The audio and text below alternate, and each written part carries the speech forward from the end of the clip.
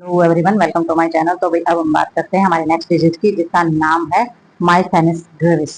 ठीक है, तो ये जो ग्रेविस है माइस्थेनिया, पहले इसके इंट्रोडक्शन के बारे में जानेंगे कि भाई ये होती क्या है हमारे डिजीज। तो इंट्रोडक्शन में इन्होंने दिया है, it is rare long term disease cause muscles weakness that comes and goes most commonly effect the muscles that control the eyes and eyelids और फेशियल, हमारे जितने एक्सप्रेशंस होते हैं, च्युइंगम जो swallow करते हैं हम, और स्पीकिंग।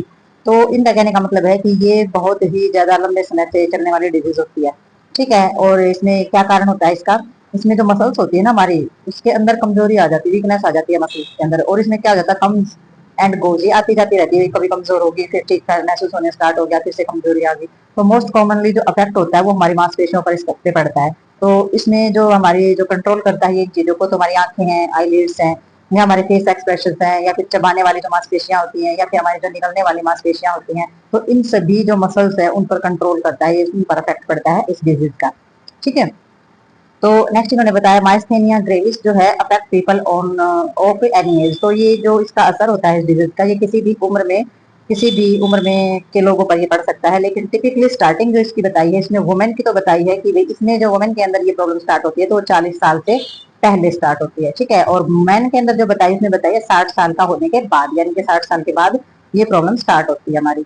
ठीक है, तो नेक्स्ट इसमें दी है हमारी डेफिनेशन। तो डेफिनेशन में इन्होंने बताया है, it is the autonomic disease of lead of the supporting muscles weakness and the fatigue that the warrants which of the exercise and improve with rest. It is caused by a breakdown in the normal communications between nerve and muscles. तो definition में इन्होंने बताया है कि ये हमारी जो immunity system है उसकी डिजीज ये हमारी है। और इसमें जो हमारी मांसपेशियां होती हैं उसमें क्या हो जाता है, कमजोर भी हो जाती है और बहुत ही थकावट उनके अंदर हो जाती है। तो जब हम इसमें एक्सरसाइज करते हैं तो ये हमारा क्या होगा, थकावट और वीकनेस जो है वो बढ़ जाती है, और जब रेस्ट करते हैं तो इसके अंदर इंप्रूवमेंट होना स्टार्ट हो जाता है। ठीक है, और जिसका कारण रहता है ब्रेक डाउन का नॉर्मल। तो इसमें रहता है हमारे जो नर्व और जो मसल्स है उनके बीच में जो कम्युनिकेशन होता है, नॉर्मल कम्युनिकेशन होता है, काम करने की जो क्षमता होती है उसका ब्रेक डाउन होने के कारण होता है। यानी कि नर्व सिस्टम और मांसपेशियां जो है उनके अंदर कम्युनिकेशन नहीं हो पाता है उनके बीच में, और ये कारण रहता है हमारा इसका, हमारे जो मसल्स है उनके वीक होने का और जो हमारी मसल्स है उनके थकने का। तो ये हमारा दिया गया है डेफिनेशन के अंदर। आगे है इसमें एटियोलॉजी दिए गए, पोज दिए गए, क्या क्या कारण रहते हैं इसके। तो सबसे पहला कारण बताया इन्होंने अननोन। तो इसका कोई अज्ञात कारण भी हो सकता है, एजिंग फैक्टर तो हो ही सकते हैं, एज की वजह से ये हो सकते हैं। और लॉस ऑफ एक्टिंग जो हमारा लॉकन से रिसेप्टर जो होते हैं in the post of synaptic nerve of the neuromuscular junction. तो इनका कहने का मतलब ये है कि इसमें हमारा एक्टर लाइन्स जो रिसेप्टर होते हैं उनका लॉस होना स्टार्ट हो जाता है। तो ये जो रिसेप्टर होते हैं भाई, ये रिसेप्टर हमारे ग्लैंड्स का काम कराने में, हमारी हार्ट बीट में काम कराने में, हमारे मसल्स की मूवमेंट्स का काम कराने में हेल्प करते हैं हमारे ये रिसेप्टर। तो ये जो रिसेप्टर होते हैं इनमें हानि होनी स्टार्ट हो जाएगी, ये कम होने स्टार्ट हो जाएंगे, और जो कि हमारे जो न्यूरॉन और न्यूरोमस्कुलर जो हमारा जंक्शन होता है उसके अंदर प्रॉब्लम क्रिएट होना स्टार्ट हो जाएगी, अगर इस जो ये हमारे रिसेप्टर जो होते हैं इनके अंदर लॉस होता है। तो आगे हम इसमें देखेंगे, डायग्राम में हमारा बताया गया है कि नॉर्मल जो हमारी होती है कंडीशन वो कैसी होती है, और प्रॉब्लम क्रिएट होने के बाद यानी कि डिजीज के होने के बाद हमारी कंडीशन कैसी होती है। तो ये जो एक तरफ जो हमारी दी गई है कंडीशन, ये जो ऊपर दिया गया है ये हमारी नॉर्मल कंडीशन है। ठीक है, तो ये नॉर्मल कंडीशन है। नॉर्मल कंडीशन किस चीज की है, ये हमारा मसल सेल है।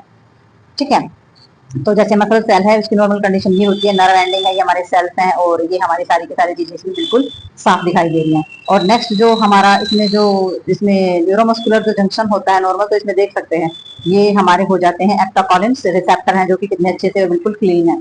ठीक है, और बहुत सारे हैं। तो इसमें हमारे एक्टाकोलिन्स जो रिसेप्टर है ये यहाँ पर भी दिखाई दे रहे हैं। और जब हमारी मेम्ब्रेन डैमेज होती है, ठीक है, तो मेम्ब्रेन डैमेज होगी तो हमारे मतलब सेल्स आप देख सकते हो यहाँ पर मेम्ब्रेन डैमेज है, तो ये बिल्कुल कितनी क्लीन है, हमारी मेम्ब्रेन पतली सी है, और यहाँ पर जो मेम्ब्रेन है ये कैसे फटी हुई और फैली लग रही है। ठीक है, तो इसके अंदर पाए जाने वाले सेल भी देख रहे हो कैसे पाउच से बने हुए हैं जगह जगह पर। तो ये जो हमारी कंडीशन होती है ये मेम्ब्रेन के डैमेज होने पर होती है। और हमारे माइस्थेनिया ग्रेविस के अंदर जो प्रॉब्लम होती है जिसमें हमारा ब्रेकिंग होता है, एच जो बाइंडिंग जो हमारी होती है इसके अंदर ब्रेकिंग होता है, तो आप देख सकते हैं कि इसके अंदर जो हमारी चीजें हैं, जैसे कि ये हमारे एक्टोपलाइंस रिसेप्टर है, तो आप देख सकते हैं कि इसमें कितने डिस्क्रीज हो गए हैं। ठीक है, तो इसमें डिस्क्रीज हो गए हैं, देख सकते हैं बिल्कुल 4 ही बचे हैं पूरे के पूरे में। और इसमें देख सकते हैं कि ये जो रिसेप्टर है ये कितने सारे हैं यहाँ पर हमारे। ठीक है, इसमें 4 ही बचे हैं, तो ये हमारे डिस्क्रीजिंग यहाँ पर हो जाती है माइस्थेनिया ग्रेविस के अंदर। तो किस चीज का लॉस हुआ, हमारे रिसेप्टर का लॉस इसके अंदर हुआ है। और जिस रिसेप्टर का जब लॉस होता है तो क्या होगा, हमारा जो मांसपेशियां हैं वो अच्छे से काम नहीं कर पाएंगी, ग्लैंड का सेक्रेशन अच्छे से नहीं होगा, और हार्ट बीट रेट जो है वो भी अच्छे से नहीं होगा। तो ये हमारी हो जाती है रिसेप्टर की डेफिशिएंसी की वजह से, लॉस होने की वजह से। तो नेक्स्ट हम इसके अंदर देखेंगे क्लिनिकल हमारी मैनिफेस्टेशन है इसके अंदर, ठीक है। तो क्लिनिकल मैनिफेस्टेशंस के अंदर हमारे जो नॉर्मल चीजें दी गई हैं इसमें होता है, सबसे पहले आप देखेंगे फेशियल मसल्स वीकनेस देखेंगे, फेस की जो मांसपेशियां उनमें कितनी कमजोरी आ गई है। तो इसमें हमारा डायजोफेगिया हो गया। तो डायजोफेगिया का मतलब हो जाता है कि भाई आपको किसी भी तरीके के निगलने में कमी हो जाना, ठीक है। तो कोई भी चीज आप जब निगलते हो तो उसमें प्रॉब्लम स्टार्ट हो जाती है। सिम्टम होते हैं जैसे कि पटोसिस और डायगोनिया हो जाता है। ओकुलर सिम्टम्स होते हैं, ओकुलर यानी कि आईज को लेकर के जो प्रॉब्लम क्रिएट होती है, ठीक है। और चबाने में और निगलने में हमारी जो मांसपेशियां कमजोर हो जाती है, और इसमें हमारा डाइजोफोनिया हो जाता है। तो इसमें गला बैठ जाना जैसे, ठीक है, तो गले से आवाज ना निकलना, तो इस तरीके की प्रॉब्लम हो जाती है। रेस्पिरेटरी मसल्स जो हमारी वीकनेस आ जाती है उनके अंदर, और इसमें जो मूवमेंट्स होती है वो बहुत ही धीरे हो जाती है। ड्रिफ्ट यानी कि हमारी जो मूवमेंट्स होती है हमारी मांसपेशियों की वो बहुत धीरे हो जाना। तो ये सारी की सारी इसमें चीजें रहती हैं। तो इसमें हमारा गला बैठ जाना और निकलते टाइम हमारी प्रॉब्लम होना बहुत ज्यादा कॉमन प्रॉब्लम आने जाती है इसके अंदर। डायग्नोस्टिक एवोल्यूशन के अंदर हमारे हो जाती है हिस्ट्री कलेक्शन। तो इसमें हमारा हिस्ट्री कलेक्शन में हम क्या लेंगे, सिटी स्कैन कराएंगे, ठीक है। और ये हिस्ट्री कलेक्शन के अंदर ही आ जाता है, सारी की सारी हिस्ट्री तो कलेक्ट करनी ही करनी है। ये फिर हमारे टेस्ट भी हमारे कराने हैं और हिस्ट्री के अंदर ऐड करने हैं। फिजिकल एग्जामिनेशन कराना है, इलेक्ट्रो मायोग्राफी भी करानी है। सीरम है जो हमारा एक्टोलोकालिन रिसेप्टर जो हमारे एंटीबॉडीज होते हैं वो जो सीरम होता है उनका भी टेस्ट कराया जाता है। तो ये आ जाता है हमारा डायग्नोस्टिक एवोल्यूशन के अंदर। तो ये चीजें इसके अंदर रहती हैं। तो अपना क्लिनिकल मैनिफेस्टेशन और डायग्नोस्टिक एवोल्यूशन ये है, आगे देखते हैं इसके अंदर हम। तो भाई आगे हम बात करेंगे मैनेजमेंट की। तो मैनेजमेंट के हम देखेंगे मैनेजमेंट के अंदर कि भाई मेडिकल मैनेजमेंट है हमारी सबसे पहले। तो मैनेजमेंट बहुत टाइप की होती है, तो इसमें सबसे पहले मेडिकल मैनेजमेंट दी गई है। मेडिकल मैनेजमेंट के अंदर हमारी आती है ड्रग्स और इंजेक्शन। तो इसमें सबसे पहले हमारी एंटी कोलोनोस्ट्रेस एजेंट दिए गए हैं जो कि हमारी नियोस्ट्रेमाइन से और हमारी आयरडोस्टेमाइन दिए गए। तो ये हमारे ड्रग्स के नाम है जो इसमें हमारे काम आते हैं। जो हमारे कोलोनोसाइटिस जो हमारे रिसेप्टर्स होते हैं उनको ठीक करने के लिए, या फिर हमारे कॉर्टिकोस्टेरॉइड्स होते हैं वो रिड्यूस करते हैं हमारे किस लेवल को, जो सीरम का जो लेवल होता है, हैक होता है लेवल का, उसको भी रिड्यूस करने का, उसको कम करने का काम करते हैं। सर्जिकल मैनेजमेंट आ जाती है उससे आगे। सर्जिकल मैनेजमेंट में थाइमस जो ग्लैंड्स होता है उसी को रिमूव कर दिया जाता है, जिसको क्या बोला जाता है, थाइमोटॉमी बोला जाता है। क्योंकि थाइमस ग्लैंड्स में जो प्रॉब्लम होती है तो थाइमस ग्लैंड्स को ही रिमूव कर दिया जाता है इसके अंदर। नेक्स्ट हमारे इसके अंदर आ जाता है नर्सिंग मैनेजमेंट। तो नर्सिंग मैनेजमेंट के अंदर क्या जाएगा, इन्होंने बताया है we should make plan exercise meal patient care and activities to make the most of energy peak. तो इन्होंने बताया है कि आप क्या कर सकते हैं, आप प्लान एक्सरसाइज कर सकते हैं। आप प्लान कर सकते हैं पेशेंट के लिए कि वो एक्सरसाइज का खाना किस तरीके की उसने एक्टिविटी करनी है ताकि वो ज्यादा से ज्यादा एनर्जी को पीक कर सके, ज्यादा से ज्यादा एनर्जी को पा सके। तो इस तरीके का प्लान आपने करना है उसके खाने का। और नेक्स्ट आपने करना है इफ स्वेलिंग डिफिकल्टी, अगर निगलने में कोई प्रॉब्लम आ रही है उसको, तो क्या देंगे आप, सेमी सॉलिड फूड देंगे। यानी कि जो सेमी सॉलिड फूड है उसका छोटा छोटा करके आपने उसको देना है, साथ में उसको लिक्विड भी प्रोवाइड करना है। और रिस्क ऑफ द चॉकिंग, तो इस चीज से बचना है कि खाना जो है कहीं भी अटके ना, चौक ना हो जाए, गला रुक ना जाए, ठीक है। तो इस चीज के खतरे से आपने उसको बचाना है। We should increase the energy saving technique such as sitting as the performance activities limit up to down stress.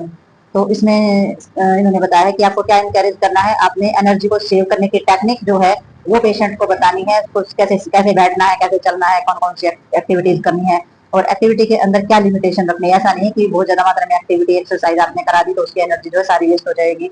Waste in the sense की सारी एनर्जी खत्म हो जाएगी तो दूसरी चीजों के लिए कुछ नहीं बचेगा। तो इसका मतलब लिमिट में चाहिए, और ज्यादा एनर्जी ज्यादा एक्सरसाइज से मसल्स थक जाती है और फिर बॉडी पेन करना स्टार्ट कर जाती है। तो इस तरीके की चीजों में आपने ध्यान करना, आपने बताना पेशेंट को, और इंकरेज तो करना ही है। एनर्जी सेविंग जो टेक्निक होती है उनके बारे में आप पेशेंट को जरूर बताओगे। दूसरा आपने इंकरेज करना है पेशेंट को, इंस्ट्रक्शंस देने हैं कि उसे बहुत अच्छी बैलेंस डाइट लेनी है, उसने आराम भी करना है, उसने अपना व्यायाम भी करना है, और relaxation to develop healthy lifestyle. और इस तरीके से आप उसके हेल्दी लाइफस्टाइल को डेवलप कर सकते हैं इन चीजों के लिए इंकरेज करके, ठीक है। तो नेक्स्ट हमारा इसके अंदर आ जाता है, आपने क्या बताना है, we should recommended participation in group involved in the fitness exercise such as can help patient to stay more motivated to remain active within limits of the condition। तो आपको क्या करना चाहिए, आपको रिकमेंड करना चाहिए कि वो जो पेशेंट है वो फिटनेस या फिर एक्सरसाइज का जो ग्रुप है उसमें पार्टिसिपेट करे, ठीक है। आपने पेशेंट की हेल्प करनी है, उसको मोटिवेट करना है, और उसको लिमिट और कंडीशन समझानी है कि उसको कितनी एक्टिविटी कैसे और कब करनी है। तो लिमिट और कंडीशन समझानी जरूरी है, क्योंकि ओवर जो भी शरीर से किया जाएगा वो उसके लिए फायदेमंद नहीं होगा। एडमिनिस्ट्रेट करानी है आपने मेडिकेशन से, जैसा कि इंडिकेट हो, जिस तरीके के सिम्टम और साइन दिखाई देते हैं उसी तरीके के आपने पेशेंट को दवाइयां देनी है। और एमेटाडीन होती है जैसे यूजफुल होगा treatment of fatigue, fatigue TCA useful in lifting mood, तो मूड को अच्छा करने के लिए, थकावट को कम करने के लिए जो हमारी बहुत ही अच्छा ट्रीटमेंट है, बहुत ही यूजफुल जो टैबलेट होती है तो वो दी जाती है। जैसे TCA दी जाती है, TCA ट्राइकोक्लोराइड एसिड जो होते हैं वो दिए जाते हैं हमारे।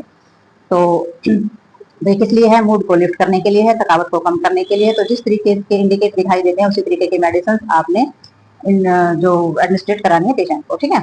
और विटामिन बी कॉम्प्लेक्स जो है वो देनी है, वो किस चीज में सपोर्ट करेगी? नर्व सेल्स की जो हमारी रिप्लिकेशन है उसके अंदर हेल्प करेगी, ठीक है।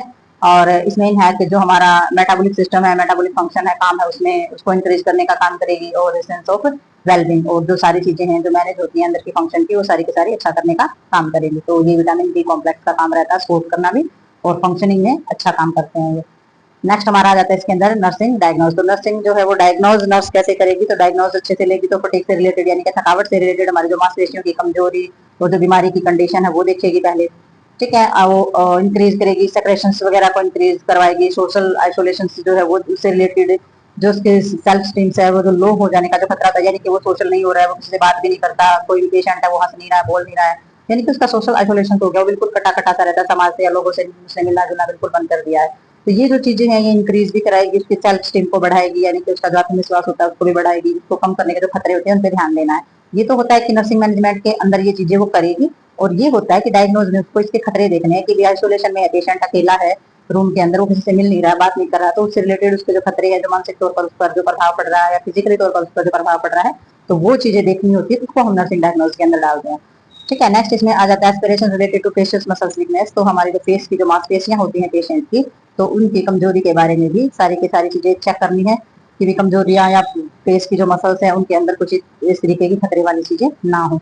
Deficient knowledge related to disease process, तो बीमारी के प्रोसेस से रिलेटेड जो हमारी अज्ञानता होती है या नॉलेज का जो अभाव होता है, तो उसको भी ध्यान से देखेंगे किसकी? पेशेंट की। तो नर्सिंग डायग्नोज के अंदर जो सारी चीजें होती है वो होता है कि पेशेंट के अंदर जो चीजें होती है उनका ऑब्जर्वेशन किया जाता है, चाहे वो मेंटली हो या फिजिकली हो या फिर किसी भी तरीके से हो, तो वो सारी की सारी चीजें ऑब्जर्व की जाती हैं, तो वो हमारे होते हैं नर्सिंग डायग्नोज।